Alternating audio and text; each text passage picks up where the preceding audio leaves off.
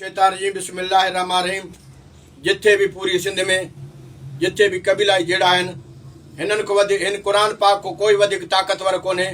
जंहिं हिन क़ुरान के सुञातो अल्लाह के सुञातो, जंहिं हिन क़ुरान पाक के सुञातो नबी के सुञातो, जंहिं हिन क़ुरान के सुञातो महबूब मोहम्मद मुस्तफ़ा के सुञातो, जंहिं हिन क़ुरान के सुञातो मौला अली के सुञातो, जंहिं हिन क़ुरान के सुञातो नबी जी आल के सोने अली के इमाम हसन हुसैन के सुञातो, जंहिं हिन क़ुरान के सुञातो असहाबिन सगुरन के सुञातो। अचो मुक़दस किताब आहे क़ुरान पाक।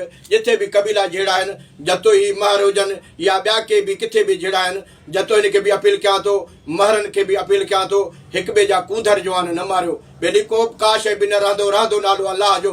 सुलो कयो फ़ैसिले करण में मुंहिंजो अल्लाह बि राज़ी, अल्लाह जो रसूल बि राज़ी। हे मुक़दस किताब अथव। कंहिं सरदारनि भोतारनि जे चवण ते न वञो, पंहिंजा बच्चा न मारायो। अचो तव्हांजो फ़ैसिलो करायूं।